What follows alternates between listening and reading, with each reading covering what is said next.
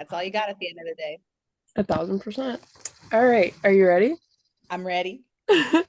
Good morning, everyone, or good afternoon. We already started shit talking, men. That's how you know it's going to be a good episode. I'm joined with a very special guest. Do you want to introduce yourself?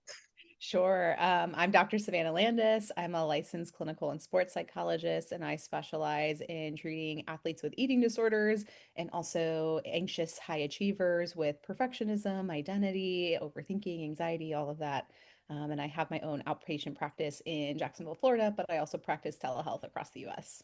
Queen, you're literally like my new biggest like icon. I look up to you. I hope you know that. Thank you.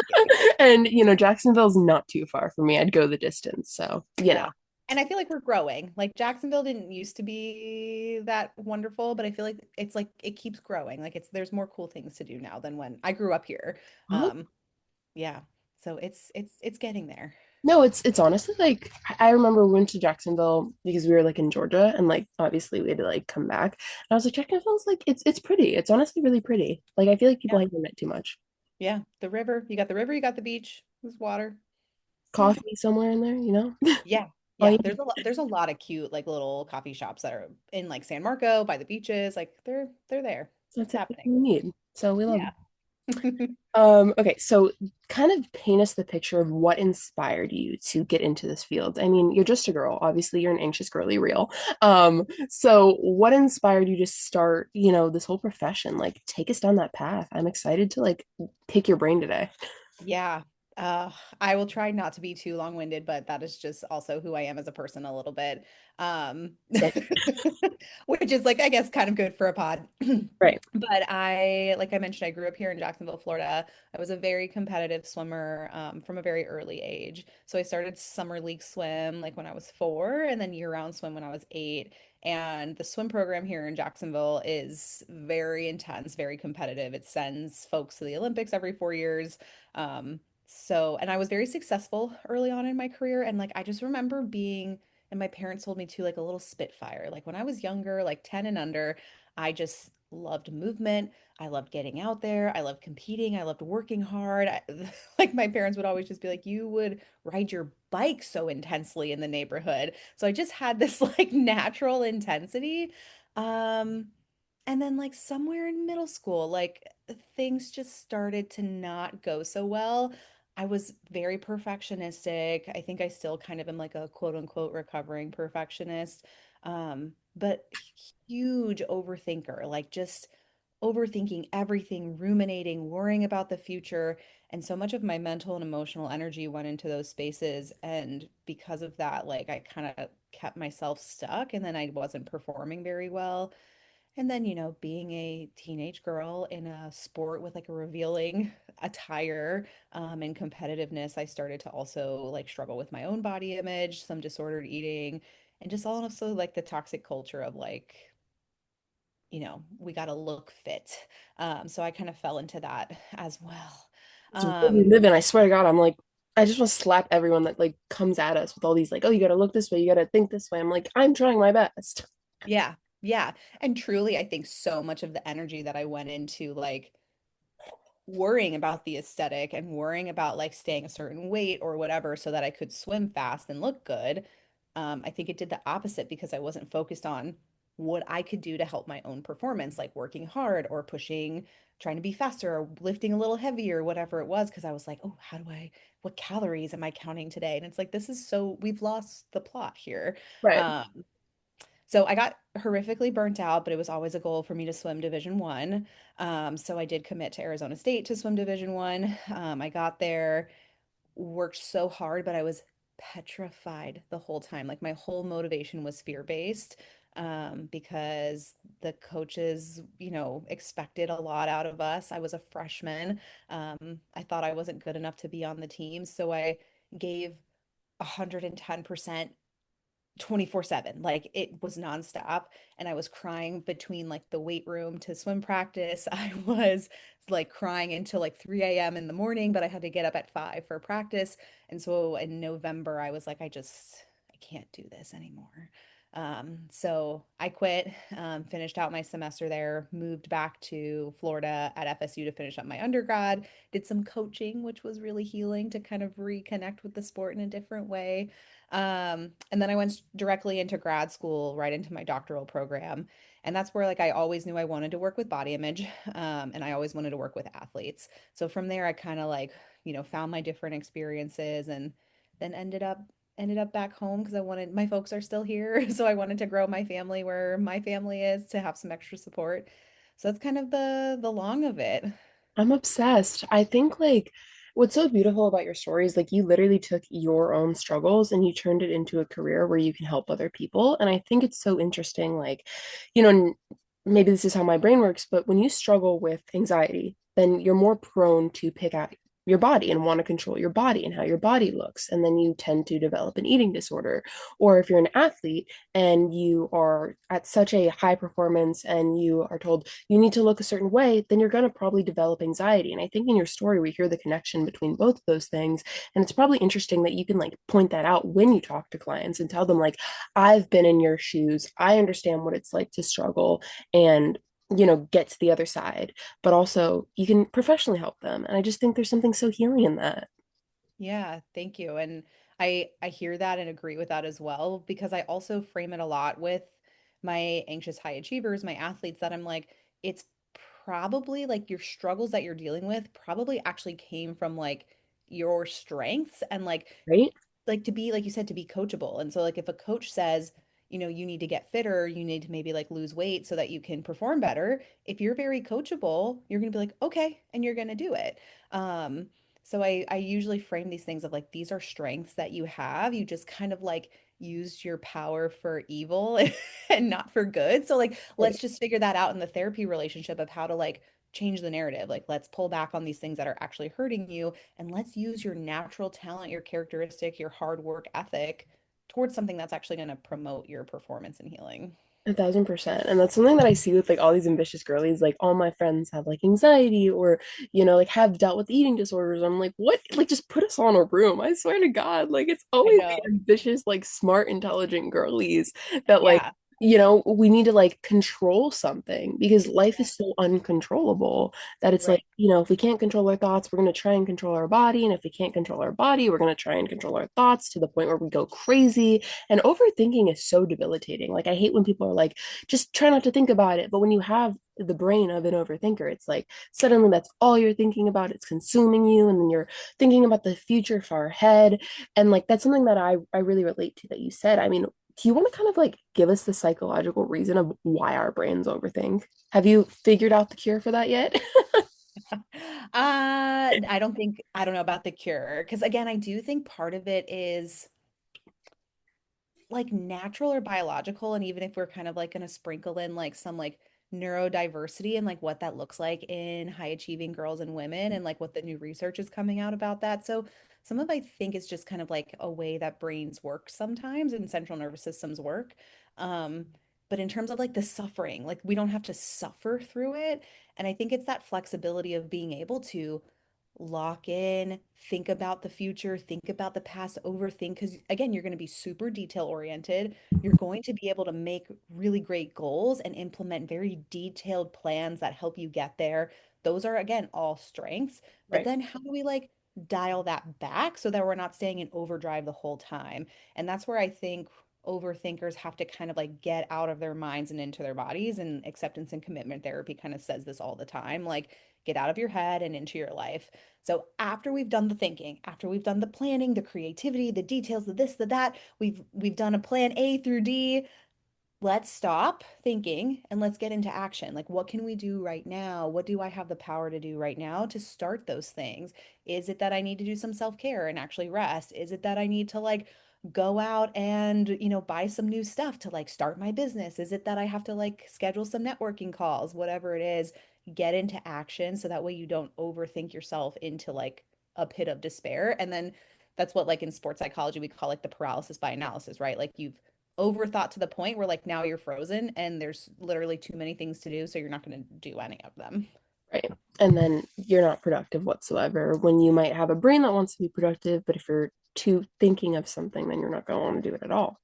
Yeah. And then like the emotions that come along with that. You're like, oh, like I suck. This like why can't I do anything? I must be Are lazy. you in But my like, head? because I've been there. Girl, that's me every day. I'm like, this podcast sucks. I suck. And then everyone's like, I love your pod. And I'm like, oh, wait, I'm not crazy. I don't suck. Yeah. But And so, but it's like, it's crazy. yeah, but like we put ourselves in, it's not that we put ourselves in that stuck position, but like the way our thought patterns go and like leaning too far into the overthinking gets us in that stuck place that then is like the breeding ground for shame and all that negative self-talk. But it's like if we were to just kind of like chill and like let ourselves be imperfect and start doing things in the present moment, we probably would feel less bad about it at the end of the day. And that goes into like my next segment of the pod. Like, let's talk about neuroplasticity. I'm sure like this is something that you talk about all day long. What exactly is neuroplasticity and why is everyone talking about it lately? I first want to ask you that. Yeah. So, I mean, my understanding of neuroplasticity is like our ability to build new neural connections. And like there are kind of like peak windows for that throughout the lifespan. And then there's times where like that decreases over time and usually with age. Um, I still kind of believe in like, the cliche saying of like you can't teach an old dog new tricks. Like I don't fully believe that. Because I do think again, like what is the other kind of cliche? What fires together wires together. So like our neural pathways, like what fires together wires together. So like if we're in a certain thought pattern or a certain way of being and we keep firing that, we keep leaning into the pattern, like that's what's going to keep firing. That's going to be the strong part of our brain and like why we keep in that certain pattern over time. But if you go to therapy, if you start a new coaching program, whatever it is that you're trying to do, and you start firing a different neural pathway, those are weaker. So it takes a lot of reps. Same thing like in kind of like a sport analogy. If you've never lifted weights before and you go to the gym and you try to squat 100 pounds, good luck. It's not going to work out. We need to maybe start with body weight squats or like modified box squats, and we have to do reps, reps, reps, reps, add weight, reps, reps, reps. And it takes a lot of time and patience. And I think that's why a lot of people give up because they're like, this isn't working. And it's like, we haven't given it enough time to really create that neural pathway. Um, so I think it's really more about practice. And again, that like imperfect consistency is what builds that neural pathway. And again, like I think that that can be a little bit more easily done when we're in those like developmental windows where neuroplasticity is a little bit easier. But I still think we can do it. I worked with someone who was recovering from their eating disorder in their early 70s, and she was making some like really great progress. And I'm like, it's just the willingness and like the desire to practice and do something different for your well-being. If you want to do something, you really can do it. And I think people tend to be like, oh, I'm too old to try and heal, or I'm too young to try and whatever. And it's like, if you want to heal, if you want to better yourself, you can. It does not matter your age, your situation. Like, no one is too late or too early to heal. Yeah, I agree with you. Like, come on. But it's so interesting because like I even like I've explored this like with my own therapist where it's like if I say I suck all day long, like my brain's not gonna want to be like, no, you're amazing. Like that's just toxic fake positivity. Like that's not gonna help my brain if it's learned, this pathway of I suck and I need to do more even though I'm already doing enough. Like you can't change your way of thinking overnight. So I like that you took the realistic approach. Like it's gonna take time. You have to do these repetitions. Like you have to keep trying to better at it like you're in the gym. Yeah. And I also agree with you, like and I've suffered with a lot of low self-esteem. So when I remember back when I first saw a sports psychologist when I was like 15, again, like kind of in the peak of my burnout in high school with my swim career.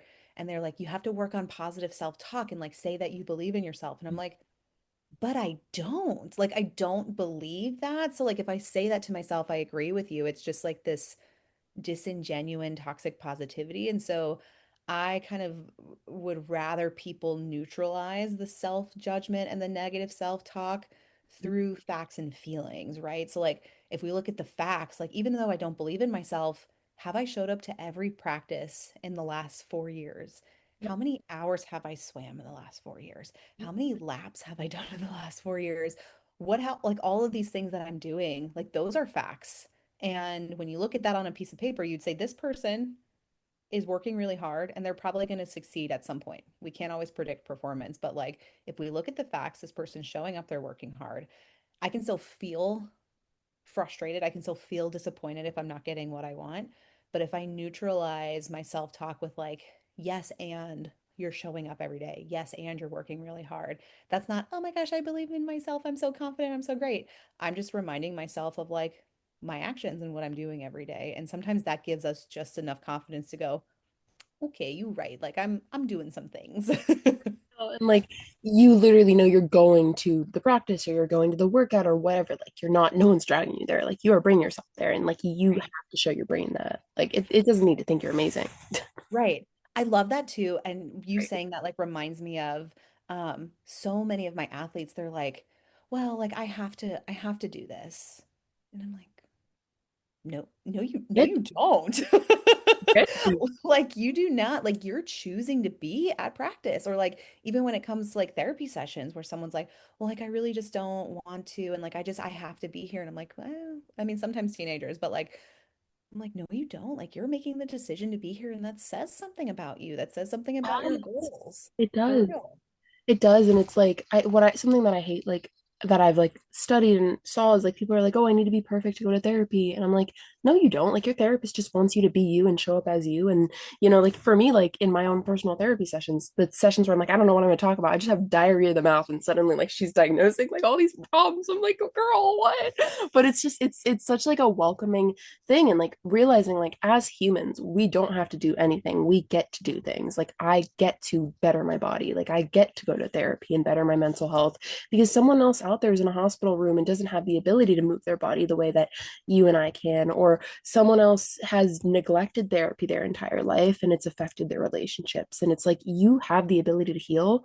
And it's crazy that life has become so mundane and hamster wheel like that we just think like it's a routine. No, you don't have to do anything except maybe pay taxes. Yeah, that's so true. And I appreciate that. Like, how can we ground in gratitude when things feel hard? Right. So my next question for you is what happens in the brain when someone experiences trauma, and what have you seen in some of your clients that you're willing to share? Ah, yes. Don't break HIPAA. Bringing me back. What is it? HIPAA? FERPA? Yeah. HIPAA. I'm trying to like go back to school and like my lessons on trauma. We know that trauma changes the brain. Like Mhm. there is actual like parts of the brain that get activated and then are like protective for us in the future. So we know like that's a real thing. Um how I don't quite remember, have to kind of like pull some trauma resources to get the education on how exactly it does change our brain. But in terms of how it shows up with clients, I think a lot of the time I use a lot of like narrative-based therapy for trauma and like emotion-focused work. Um, is a traumatic experience.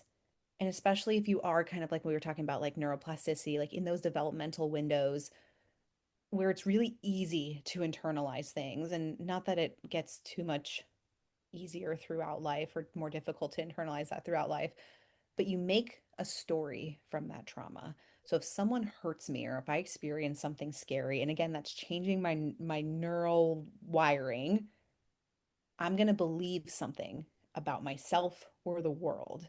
And when I believe that, then I'm going to start creating these stories. So if something bad happens to me, then I might feel like, well, I deserved that. Like I wasn't good enough to, deserve better than that. And if that's a narrative that I start when I'm like 8, 9 years old, you're going to start creating behavioral patterns that reinforce that belief.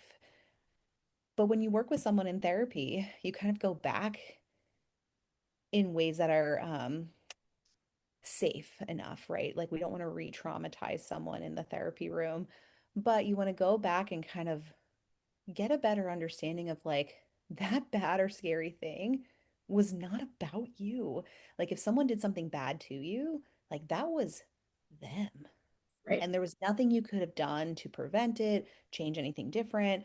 And so if we can kind of recognize like, oh, I was powerless in this moment, but it meant nothing about me. It meant everything about that other person. Or if a scary event happened, we can kind of talk about like the lack of control. Like life's hard, life, scary things do happen. We are talking about control over like earlier. it's really hard to kind of come to acceptance that like, yeah, things happen in this life, but it doesn't actually mean anything about me. And when we can start to kind of let go of that shame or those negative core beliefs and those narratives, then we can start to realize like, well, like who am I and what can I do? Because if we think we're bad, then maybe we're like, well, I'm not good enough to get a relationship. I'm not good enough to get a job. I'm not good enough for all these things. But if you kind of like go back and kind of zoom out, you're like, why can't you? You absolutely can. We just have to change the narrative so that you actually start stepping into your life. And that's where we kind of call like corrective emotional experiences because you'll do something that you don't think you're good enough for. And 9 times out of 10, it works out enough, right? Like I wouldn't say like, okay, if you're traumatized of judgment, like go on American Idol and you're gonna win. Like that might not work out. But like, oh, you're really scared to ask a friend to coffee because you think that you're burdening them. I dare you. I dare you to text someone who feels safe enough. And odds are you're going to be like, oh, that wasn't so bad. And I actually got something out of that. Okay, I can do hard things. And you kind of start to open up that world and create new narratives. So I know I kind of like went on a couple different tangents, but that's a little bit of how I approach drama. No, and I really like that because, like I think coming from personal experience, it's really crappy to like go through so many bad things and then think that like you are the person that wrote the story to be bad. Like just because bad things happen doesn't mean you're a bad person. It just means like, you know, at that time, that person came into your life and chose to do that. Maybe they're unhealed, maybe they have their own issues. Doesn't mean you asked of that and you still deserve good things. But of course, it's going to affect how you view relationships moving forward, how you view achievements, whatever. And I think seeing a therapist and rewriting that story and realizing like you can change the narrative is the first step to healing. So I love that you painted it that way because it's Yeah. like, and the other thing goes like this, like if you don't think you deserve good things, the people in your life, the choices you make are going to reflect that. And you don't want to hang out with drug addicts and homeless people, you want to hang out with good people who fill into your soul and into your cup and add to your life. And, if you think you aren't deserving of good things, then maybe you're going to go and try to find some bad ones. And we don't want that for you, whoever's Yeah. listening. Yeah, it's called like the self-fulfilling prophecy. Like if I believe bad things are what's meant for me, then I'll probably act in ways to make that true. And it's a really, really sad cycle. And there's a way out of it. So like you said, anyone listening, like you do not have to stay stuck. There is a different life to live. Like you are living proof of that in your story. So, I think that's also such a big reason why like podcasts like this and your I'm account and crying. your books, Oh my, yeah, like don't do this. it's so It's important Friday. though. It's Friday. I It's can't. so important though. People have to know that it's possible because I think that's the other question I hear so much is like people are like, is recovery real? Like is full recovery real? Or like, can I actually ever truly get past it? And it's like, Man. yes, look at all these people who've done it. Like I promise. And it's like if you can and if I can, like in our different, traumas or difficult experiences, is like I promise there No. are other things that And exist out there. And right, and that's like what we want people to gravitate towards. And that goes to like one of the other things that I want to mention, social media. Social media is perceived as this bad thing, but then we have creators like you and me who are talking about trauma and psychology and healing and body image. And it's like for the people that are struggling, I mean, God, it's horrible on social media. You see all these people that are skinny and eating this one way, and you're like, oh, well, she's gorgeous and has this body, and I want to follow her. And then you start to look at yourself and think there's something wrong with you, and I'm just like, there's nothing wrong with you. Like, your body's not meant to look like hers. Like, even if you did everything for it to look like that, like, it's just not going to because of genetics and biological factors. And I'm just grateful that there's creators like us. I mean, do you think we need to set boundaries with social media if we're recovering from burnout or high achievement or whatever it might be, trauma, eating disorder recovery? I mean, kind of go on a little tangent there, please. You're welcome to. Yeah. I will because naturally like who I am as a person. Right. Um I agree. Like I think social media has its benefits and it has its downfalls. Um Certainly like I think I even just saw on TikTok yesterday like someone who's really struggling with their eating disorder recovery, and I was kind of reading the comments and there was a lot of support of like, girl, like we love you, or like we're so sorry you're going through this, and please recover offline. Like please rejoin us when you're well, because it is really, really triggering to see maybe someone who is in a very malnourished Right. body, especially if you're going through and without trigger warnings, or, and it's like I feel for those folks because when you're malnourished, like your brain doesn't work very well. And so like I don't think they mean any harm by posting, but unfortunately it could be falling on the eyes of someone who is really struggling or maybe is really impressionable. So I definitely think, and then there's also like creators who have like been banned from social media because of like the toxic things that they post out there. And so I definitely think regulations around those things is appropriate and needed. I would say even though like, and I'm glad, I agree. Like, I'm glad there's content creators like you and me, and like a lot of the people that I follow. And sometimes I think even our messages, or like I can just kind of, I'll share my experience as a new mom. When I was postpartum, I was following like all of these like developmental occupational therapists, physical therapists, breastfeeding and lactation consultants. And there's just like information, information, information. Here's the 5 things you should be doing to support appropriate breastfeeding form for your child's oral development. And you start consuming all this information all the time of what you're supposed to be doing and the right way to do it and the right way to heal and the right way, da da da. And so, again, kind of going back to like folks, maybe like you and me, who have anxious brains, who take in a lot of information and take it to heart and want to apply that so that we can achieve and be successful. I was in information overload and I lost my intuition and I was just sobbing because I felt like I couldn't do anything right. So I also believe that even with positive creators who are sharing, like, here's how you can better mental your health, or dietitians who are like, here are 5 ways you can get more protein in, sometimes that again is falling onto our audience and they're going, I need to do that. And if I don't do that, then da, da, da, da, da, and they get all anxious. And then like again, we've defeated the purpose. So I don't know. That's my tangent a little bit of like social media. Find where it's helpful and then set limits for yourself is what I think I would encourage people, and try not to lose that voice inside of you, that intuition that whispers and just knows what's right for you. Right. Um, because that's going to be your biggest compass at the end of the day. No, 1,000%. And like something that you just said, like I have to set boundaries with myself because I'm like, okay, so I followed this one dietitian and he's talking about like do this for exercise, but my body right now is rebuilding itself after a really traumatic POTS flare. So I can't take that. Like it's great he's giving me that, but for my own individual health, that's not applicable. And I think like setting boundaries and really like bringing it back to you, even though that might sound selfish or whatever, it's like, thank you for this information, you amazing dietitian. We love you and the schooling that you went through, but right now that's not applicable for me. I think like adding yourself back into the story and remembering like social media is truly just an information sometimes resource, and it's just information. How can I take this, and how, like and comment, thank you for the info, thank you for helping people, and scroll because it's not meant for you. And I think like setting boundaries like that's okay. 1000% I agree. Mic drop. Yeah, truly. And then follow our queen, Dr. Savannah here. Like, come on. We love her. If you're not following her, like, I'm gonna come throw eggs at you. I try to make also some like funny, relatable content because I So also real. like I'm an anxious girly and I'm also a goofball. Like I just, I'm out there trying to make some funny stuff, and like if someone likes it or thinks I'm a little cringy, like hopefully you got a good laugh out of it. For me, like literally, like I relate to everything, and like I think that's what makes you so good at what you do, and like it gives me hope for what I'm gonna do, because it's like you don't have to be like, I think there's pressure like to be a good therapist, so you need to be this perfect person, and it's like you actually are a good therapist from your own personal experiences. It makes you more relatable, because why do you want to talk to someone who's only read something through a textbook? Right. I remember I had a supervisor in grad school where she just was like, Savannah, you have to give yourself permission to be yourself. Like you're trying too hard to be perfect. And like you're actually like being more unrelatable by doing so. So she's like, just be yourself. And I think it's hard because, like, I mean, you're in the middle of school and like when you do clinical rotations and stuff, like you might feel that pressure of like, I have to be perfect and I have to say the right thing. But like you said, your humanness is so much more healing at the end of the day than any intervention.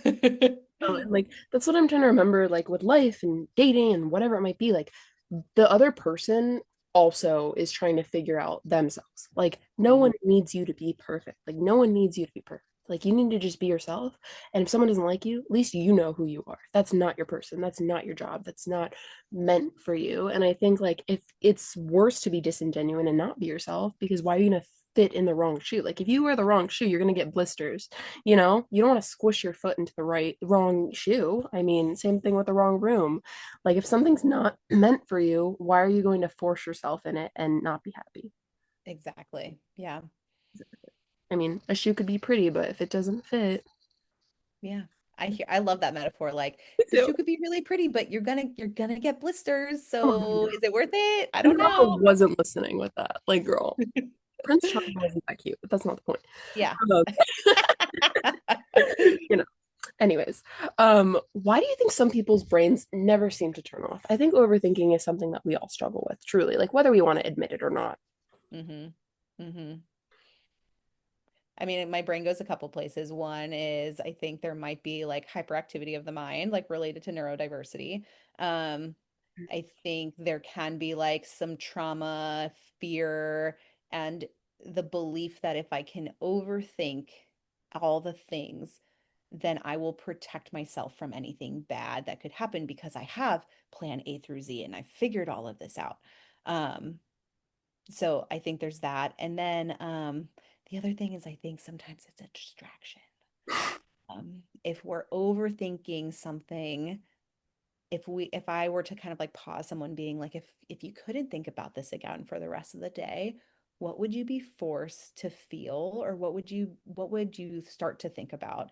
And that's sometimes like where it's like, I see that a lot with food. If I'm overthinking my relationship with food and constantly thinking about my body, if I asked you to stop thinking about your body, what would you start thinking about? Is it that you're alone? Is it that you're feeling unsuccessful? Is it that you miss your family because you live across the country from them? Like, what is it that's actually going on that you're trying so hard to avoid and you're putting your brain in hyperdrive to kind of stay away from the uncomfy? No, and that's so true because I feel like again, as humans, we're quick to judge, and it's like, why is this girl dating seven guys? Well, maybe she doesn't want to feel her first heartbreak, or why is this person job hunting? Well, maybe they're trying to find time so they don't feel alone about like losing a loved one. Like you never know, and as humans, we're like so judgmental, but like you really never know the full story. And I think again, like overthinking sometimes gives our brain something to hyper focus on because without this thing, what are we going to think about? hmm Yeah, Right. for sure. And I don't want to know. My own lived experience of that was like my freshman year after I quit swimming. I was in Arizona, so like away from Florida, away from my family. I was dealing with my first heartbreak from my high school sweetheart. I had just lost my identity in sport.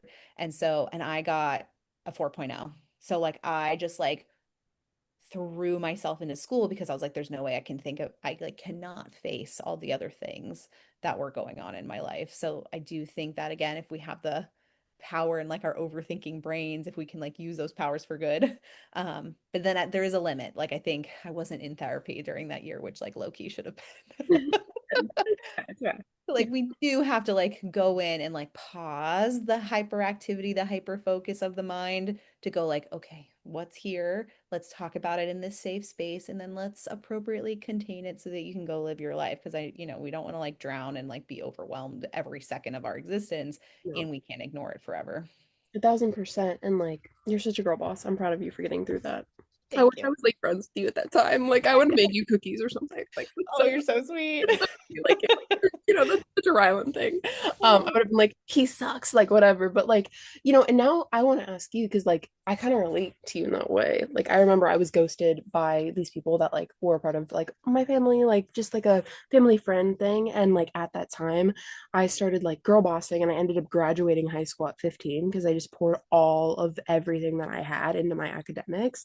Is that healthy? Like, would you say that this is an unhealthy way to cope? I mean, because like Mhm. our brains, obviously, like we're there, we're doing the work, we're present. Our brains are able to perform and function and succeed academically, but what is that doing emotionally? Like, my brain wants to ask you, like, is that healthy? Question mark. Yeah. I guess my question to your question would be, you were successful at school. Were there other parts of your life that either were falling apart or internally you felt like you were struggling with? Yeah, I remember like I closed off all my friends. Okay. What about you? Uno reverse. Yeah. I had a couple friends. It was hard because I was I was a freshman, so I was on this team and like as an athlete, like it's kind of like sometimes your only friends is like your sport. Um, but I had only known them for a couple months before I quit. So like we didn't have that like long-standing relationships. There were like three or four girls who like I stayed kind of close with and would go out with on the weekends or, study with here or there, but I was alone a lot of the time. But I think that also was a little bit of like the nature of the situation. Like I just didn't know a lot of people. But I do know that like my mental health was like in the toilet. No, Like and I that was still crying every night, but I was like, in between my tears, I'll like study this textbook and write this paper. because I'm still an academic baddie. Wink. Yeah. Like, and that's like something that I think like everyone needs to realize, like balance. Like, and now I want to go into this with like, how do you set a balance when you're a high achieving girly or you're an anxious girly and you don't want to feel that this boy broke up with you and that your best friend just moved away and all this stuff, so you're like, I'm going to go pour it into my sport or my academics, whatever. Like, how do you find a balance? Because you can't undo, as we just talked about, like if I've grew up doing that, like I'm not going to be able to do that, stop doing that tomorrow. So how do you set a balance there? How do you set some boundaries? hmm I think it's a really personalized experience, and like what works for one person might not work for someone else. Um, I think we have this is cliche, but I feel like we do have to feel it to heal it. So yeah, for sure. And I think it's adaptive, like you asked earlier, like, is it healthy? I think it's adaptive and I think it's protective. And so I don't think it's inherently bad because maybe what I hear in your question of like, is that healthy? Like, is this okay? Is this allowed? I think yes, like it's adaptive, it's protective, you're doing something that's going to help you. And like, where else, like, can we make room to feel the heartbreak from the breakup? Where can we make room to feel that grief of missing your friend? Like, where can we do that? And whether that's like, you know, every Friday night, like you spend some time by yourself, just like watching a movie or crafting or doing something that like fills up your cup. And if you cry in the middle of it, it's fine. Or like you're going to therapy or you're taking some nature walks, like where can you intentionally slow down and open yourself up to some feelings in a safe and doable way? It doesn't always have to be therapy. It can be other relationships. It can be being outside, being with nature. It can be religion, like whatever works for you. Um, because also I think we get, and I don't know, you can tell me your experience, but like I think also we get these little like yellow flags, like when you're pouring yourself into school or into sport and you're kind of like, oh man, I'm real tired. And then you're like, but that's too bad, lock in, like keep going. And it's like those yellow flags, like that's where you have to kind of be like, oh, this is the key to the balance, right? Like the yellow flags telling me like, hey, you're doing great, but like I'm tired. Honor that, being like, okay, maybe it's 2 o'clock on a Thursday, like I can't really like take a break right now, but tomorrow I can. Actually, like today, this is my only like thing on the calendar. And then I'm doing some like admin stuff, catching up. So try to listen again to those internal cues of, yeah, when you need some breaks. I'm like, right, I'm the only thing on your calendar. Yeah. You know what? I'm gonna come to Jacksonville just to hug you. Like, don't make me cry and get a coffee because you said Yeah. cute shop. So, like, I Mhm. have to. Oh yeah.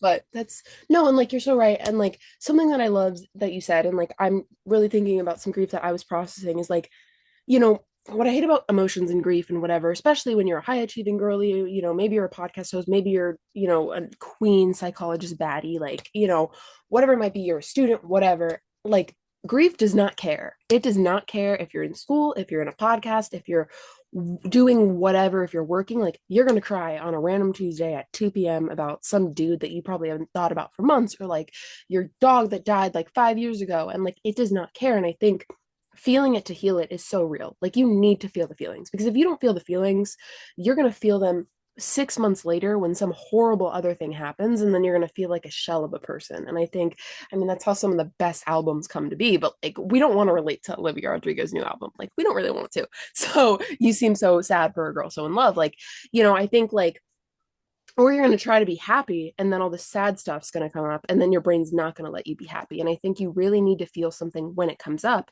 And something that I've started doing is like, okay, I'm in a podcast right now. I'm going to lock in and do podcast mode and give myself 10 minutes later to overthink about X, Y, and Z, be really sad about it, and give it a set time. And I think you're completely right for that because if we don't feel that, it's going to come up randomly when we don't want it to come up. Yeah, for sure. I made a post about that recently about like saying like emotional whack-a-mole But because it is kind of like surprise, you forgot about me. And then even like my therapist, like I did have a dog die 3 years ago and he was like the sweetest baby ever. And it was my grief hit so hard. And she was like, Savannah, when you are feeling these waves of grief and they are at 10 out of 10 intensity, if you can allow yourself to feel the full 10 and not minimize it, she's like, then over time, the waves are going to come less frequent and they're going to come out of 5 out of 10 intensity or a 2 out of 10 intensity. And like now I can talk about him and like not cry, but like I couldn't do that for like 2 years.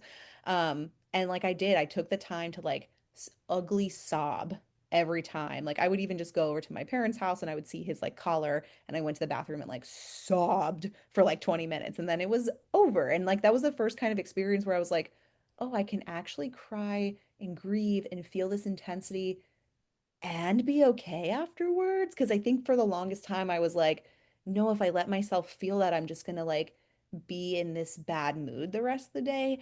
And it wasn't like that. And for me, I was like, whoa, this is real. Like, this is a good thing.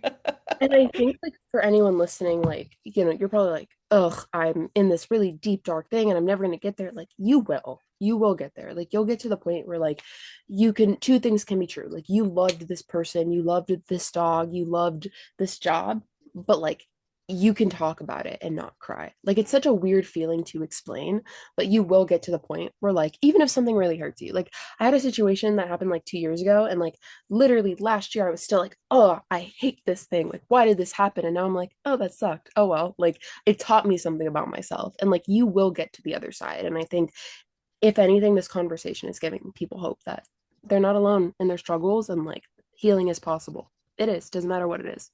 Yes, agreed. And that like you don't have to go through the healing alone. And again, like if you have the privilege to get into therapy, like I so encourage it. Like I said, like I'm in therapy and I'm a therapist. Like I'm in we all therapy. we I'm all need here. it. I We swear all to God, need it. the world would be so healed. The world would be so healed if we all had therapists. Yes. Yeah, or like find the people, find the communities, find the something that allows you to not heal alone because isolation, as we know from like COVID-19, like the struggles of isolation like get amplified. So don't do it alone. You don't have to. And that's why I love like as much as like I feel like parents are like it's your phone's fault, like all my friends really are in my phone, like people that I don't need to see like tomorrow I could text right now and FaceTime and they could be here for me. And I think that's where again you have to have boundaries with technology and social media, but that's the beautiful thing of it. Like if it didn't exist I would not have connected with you or I would not have met so many amazing friends that like I loved near and far, and I Right. think that's what's amazing. Like we are truly so supported. Yeah, I agree. Yep. We are. It's so emotional. It makes me emotional, but we're so supported. Yeah. Okay, as we kind of wrap this up, I want to do a rapid fire and then give a quick like 10 question short answer type thing. You ready? Yes. Okay. We'll start with rapid fire because I feel Okay. like I've been picking your brain all over and like you're probably like, girl, eh." No, I love it. And I'm ready. It's so early. I don't know how you're functioning. I'm like I've become after becoming a mom, I've been a morning girly. So like I woke up, did my workout, and I'm here with my coffee. So like it's like, yeah, I'm awake, I'm ready. I love that. Your baby's so lucky. Good mom. Thank you. Okay. Biggest psychology myth. Ugh. She's like, Being a blank slate. best mental health habit. Hmm. Self-worth, building self-worth. One book everyone should read. Ooh. Hmm. More Than a Body by Lexi and Lindsay Kite. Oh my God. I love that book so much. Yeah, it's a good one. I need to reread it now. Um, one piece of advice for your younger self. Like if you were 19 right now, what would you want to tell 19-year-old you? I'm It's 19. gonna work out, girlfriend. It's okay. It's gonna work out. You hear that, brain? Yeah.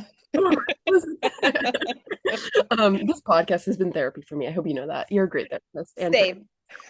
love that for us. Just had to like throw that in there. You guys should work Yeah. with her. We'll share all that at the end. Yes. Um, one message you hope everyone leaves with. Mm. That it's okay to not be okay and that you don't have to do it alone and there's a way out. Okay. No, I love that because I think again, like, it's so easy to compare yourself to like some influencer on Instagram or like some person that's on day 102 of their healing journey and you just started day one. And it's like, you know what? At the end of the day, like, you will get to that point, but comparing yourself to that person when you're not that person yet, or you might never be that person because healing isn't linear and it's not copy and paste for everyone, is only going to do your brain more wrong, you know? Yeah. Yep. Agreed. And like another thing, like I guess this is kind of how we're gonna wrap this up is like, why do you think people have a hard time? Like, I don't know if you've seen this, but like if I post something super duper vulnerable or emotional, and like that's literally what my page is. Like if you don't like that, go away. I'll literally lose followers. Like, why do you think that happens? Do you think those people are uncomfortable with vulnerability because they haven't met that place themselves? Is that something you've noticed? Mm-hmm. Yeah, and I feel like there's probably also some like marketing stuff behind it because I also hear, as I'm learning a little bit more myself, things we weren't taught in grad school, Mhm. is that like if you post things that maybe like aren't entirely in your niche, and so someone like who's following you is like, oh, I'm used to seeing this type of content from you, like, and now I saw this, like maybe that doesn't feel right for me. So like this just isn't the page for me, and people leave. But I agree, like I think sometimes people feel like I think people are yeah, like the vulnerability is vulnerable or like seeing someone else's struggle like makes you come in contact with maybe something that is going on for you, and if someone doesn't have the bandwidth or the willingness to go there, um maybe isn't healed, maybe is afraid to heal, maybe that content feels scary to engage with at that time, so yeah, they're going to say like this isn't for me right now. But Right. I yeah, it's still a little bit of a mystery, like the It marketing is. around the social media and like when people choose to follow versus when they choose to unfollow. It's a learning curve still for me. But it's not something we should tie our worth to. And that's something I'm trying to remember because Yeah. it's like you lose a follower and I'm like, what? I suck. Like I'm horrible. And then I gain like three and I'm like, oh, I'm amazing. Like, and I'm like, girl, why is that a light switch? Like that, nothing about you changed. Hmm. Yeah. Yeah. Fluidity and flexibility, like it's gonna, and I think for the most part, like you typically see things slowly trend upward again, like progress isn't linear, so like you might lose two but you might gain three, and then you might lose one but then you might gain five, and so like Right. it is this kind of like cha-cha, but like eventually you're still moving forward. Right. But I mean, so you answered my question. People in 2026 are scared of vulnerability and authenticity but it's weird because that's what we need. Like you need that, but we're scared of it for whatever reason, which is just so psychologically interesting. Hmm. Book three by Rylan Rosano. Why are we scared of vulnerability? Maybe that should be your thesis. I don't know what I'm going to title it. Hey, you'll get a shout out. You know what I mean? Discover Yes. first. Establish 9 a.m. Like, isn't that weird? Like, it's so like you're probably gonna think about this all day, and I'm probably going to, and I'm gonna DM you like, I don't know, like this is Like, yeah, where did your brain go after this right. conversation? But it's so weird because it's like I see people that are like, you're not alone, like, and we have all these ads for like better help and like grow therapy and all these places and like it's everywhere. So it's not like it's as stigmatized, but it's almost weird because it's like the second that like I post something vulnerable or I've had other creators tell me like, oh, I posted about my eating disorder, my mental health, and they're like, I lost followers and you would think I would have gained followers. And I'm like, maybe that person like that's what my conclusion is. Maybe that person isn't healed yet. Maybe they haven't came to peace to whatever your post brought up. It was a mirror for them that they're not ready to see. And that's why they had to unfollow. And that's okay. But it's just weird. It's weird because we all need that. We do. Mhm. Yeah. Yeah. And I think maybe sometimes like about emotional bandwidth, because like if you are an empath and then you're following a lot of people who are sharing a lot of vulnerable stuff, maybe you're too attached and like you're like you kind of said like your cup is empty kind of early on if you're like consuming so much vulnerability so often. Because I do think like that's a reason why we're scared of vulnerability. because like Brene Brown will talk about like empathy, like you have to truly connect with a pain and with something within yourself to truly empathize with someone.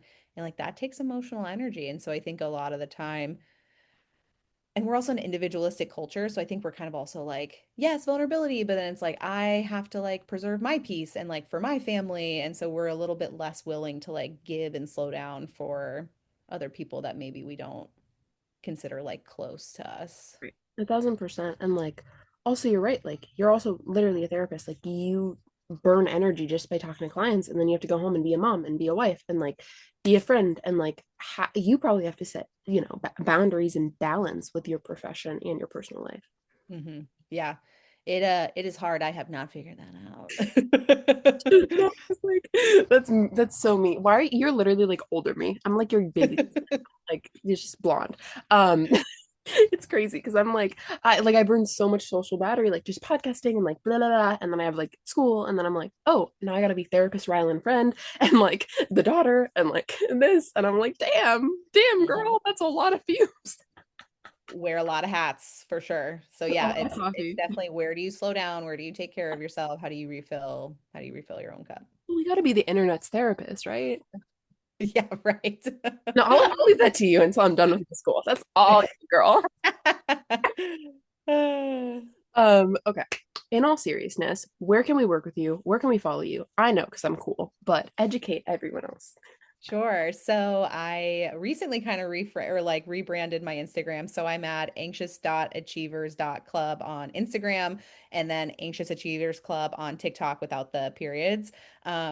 So you can find my links in my bio to go to my website and you can schedule a free consultation call. My website is www.harborcounselingjax.com. And on there too, you can kind of go to like contact and just schedule yourself right in for a 15-minute free consultation. And then after that, we can talk about what services look like.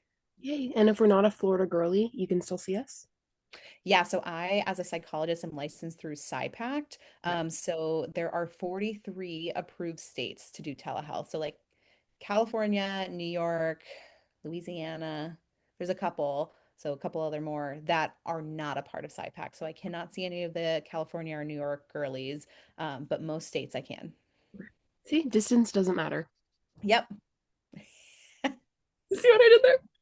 I did. I Full told you. circle, full circle. I knew it. I told you. I'm like, girl, I told you. I love it.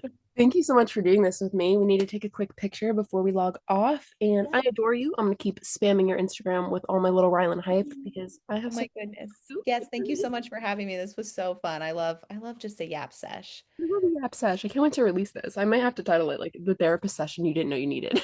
The therapy session you didn't Amazing. I love it. know. This healed something in me. Okay, you ready? Yes. Let's get a cutie little one. Because if Instagram doesn't see it, did it happen? You know? Right. Me. Got it. Thank you so much. You're Thank the you so best. much. And I need to finish school so I can just come intern with you. Yeah, come hang out. Like, what? Come on. Speed run. Well, I hope you take care of yourself this weekend and we'll be in touch, I'm sure. We will. And I'm not Okay. gonna cry over a dude. I You promise. got it. I believe in you. He's just a man. He has to stand up to pee. Yeah. Yeah. That's embarrassing. Oh my goodness, I love it. Oh, all Bye. right. Good to see you. Bye, girl. Bye.